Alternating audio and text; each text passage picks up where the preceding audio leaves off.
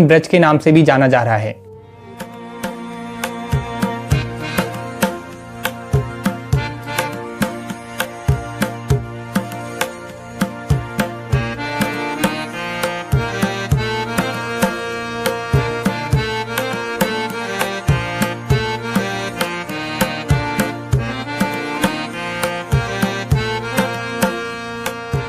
यहाँ आपको लगेगा कि आप पुराने समय की ब्रज भूमि में पहुंच गए हैं, जहाँ सभी लोग आपको धोती कुर्ता पहने, सर पर तिलक लगाए और वहीं औरतें साड़ी में नजर आएंगी। रास्ते में लोग मिलेंगे तो वो आपसे हेलो हाय नहीं बल्कि हरे कृष्णा बोल के आपको नमन करेंगे। लेकिन हैरान तो आप तब हो जाओगे जब आपको पता चलेगा कि यह जगह भारत में है ही नहीं। कृष्ण घाटी, इंग्लिश में कहें तो कृष्णा वैली, 660 एकड़ में फैला यह गांव यूरोप में स्थित है। बुदापेस्ट जो कि हंगरी की राजधानी है, वहां से यह गांव 180 किलोमीटर साउथ वेस्ट डायरेक्शन में स्थित है, जहां हमारे भारतीय लोग अपनी संस्कृति को भूल वेस्टर्न कल्चर को अपना रहे हैं। वही विदेशी लोग अपने कल्चर को छोड़ हमारी संस्कृति को अपना रहे हैं और साथ ही साथ इसका महत्व भी समझ रहे हैं। ऐसा ही एक उदाहरण है हंगरी का यह छोटा सा गांव कृष्णा घाटी या कहे Krishna valley, also known as new Brajdham.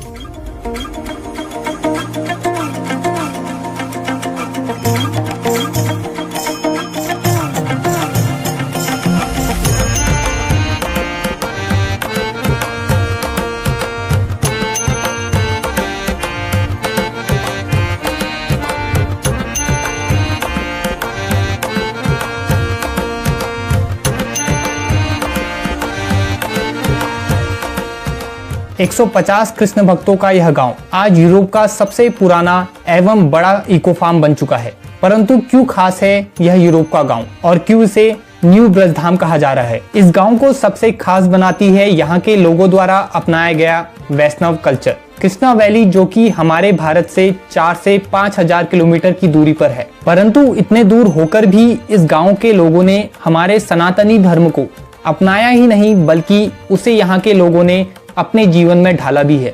Vrindavan जो कि कृष्ण जी की भूमि है, यह भारत की राजधानी दिल्ली से साउथ की तरफ 3 घंटे की ड्राइव पर है। ठीक ऐसे ही कृष्णा वैली, जिसे न्यू वृंदावन कहना गलत नहीं होगा। बुदापेस्ट जो कि हंगरी की राजधानी है, वहां से यह साउथ की तरफ 3 घंटे की ड्राइव पर है। बुदापेस्ट में 4 रेलवे स्टेशन है, जिनमें से एक का नाम दिल्ली है।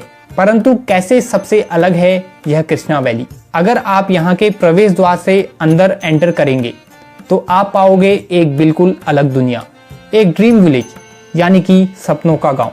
अगर आप भी नेचर लवर हो और भगवान में आस्था रखते हो तो आपने भी ऐसी जगह रहने का सपना देखा होगा। कृष्णा वैली को बिल्कुल वृंदावन की तरह बनाया गया है। चारों तरफ हरे भरे पेड़, पशु पक्षी, साथ ही ऐसे स्ट्रक्चर्स बनाए गए हैं जो कि आपको भगवान श्री कृष्ण की नगरी वृंदावन की याद दिलाते रहे। इस वैली से होकर बहने वाली नदी को यमुना भी कहा जाता है। भारत की ही तरह यहाँ भी नहाने का स्थान सीढ़ियों के रूप में बनाया गया है, जहाँ महिलाएं और पुरुष अलग अलग स्नान करते हैं। आप देखोगे कि यहाँ के लोगों ने अपना पहनावा, खान पान, रहन सहन और दिनचर्या सभी हमारी भारतीय संस्कृति के अनुसार की है। यह गांव पूरी तरह से आत्मनिर्भर है। यहाँ खेती जैविक यानी कि ऑर्गेनिक आधार पर बिना किसी रासायनिक पदार्थों के इस्तेमाल के की जाती है। हमारे देश की ही तरह यहाँ भी जानवरों की सेवा की जाती है। मुख्य रूप से गाय को माता माना जाता है और दुग्ध उत्पाद जैसे कि दूध, दही, घी इत्यादि प्राप्त किया जाता है। आपको यहाँ डेयरी फार्मिंग, बी फार्मिंग और कई ऑर्गेनिक फार्मिंग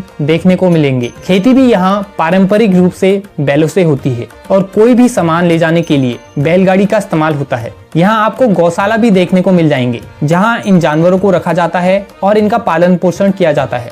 यहाँ के सभी लोग पूरी तरह से शाकाहारी हैं। यहाँ आपको राधा कृष्ण जी का भव्य मंदिर भी मिल जाएगा, जहाँ आपको सुबह शाम भजन सुनने को मिलेंगे।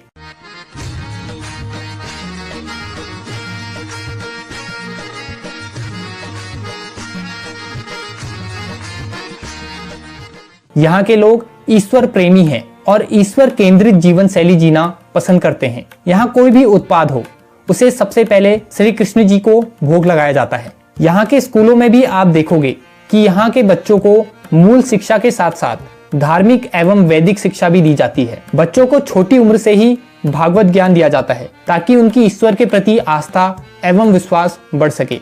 आपको यहाँ एक गेस्ट हाउस, एक शुद्ध शाकाहारी रेस्टोरेंट और अन्य अतिथि सुविधाएं मिल जाएंगी। कृष्ण घाटी में हर साल 30,000 से भी ज्यादा टूरिस्ट आते हैं, जिनमें से 10,000 तीर्थ यात्री होते हैं। यहाँ के लोग भारतीय त्योहारों को भी बड़ी ही धूमधाम से मनाते हैं। जगह अलग है, अंदाज वही भारतीय और पारंपरिक रहता है, परंतु भारत से हजारों किलोमीटर दूर स्थित यह गांव, जो कि भारतीय संस्कृति से परिपूर्ण है, आखिर कैसे बना? इस गांव की स्थापना आज से करीब 30 साल पहले 1993 में शिवराम स्वामी द्वारा की गई, जो कि इस्कॉन के मेंबर हैं। इस्कॉन यानी कि international society for Krishna consciousness, जिसे हरे कृष्णा मूवमेंट के नाम से भी जाना जाता है। इसकी स्थापना हुई 1966 में और यह दुनिया भर में कृष्णा भक्ति एवं प्रचार के लिए प्रसिद्ध है। और इनके द्वारा बनाया गया यह गांव आज हंगरी का सबसे बड़ा हिंदू गांव बन चुका है। और हमें भी इस गांव से कुछ सीखना चाहिए और अपनी संस्कृति के महत्व को पहचानना चाहिए।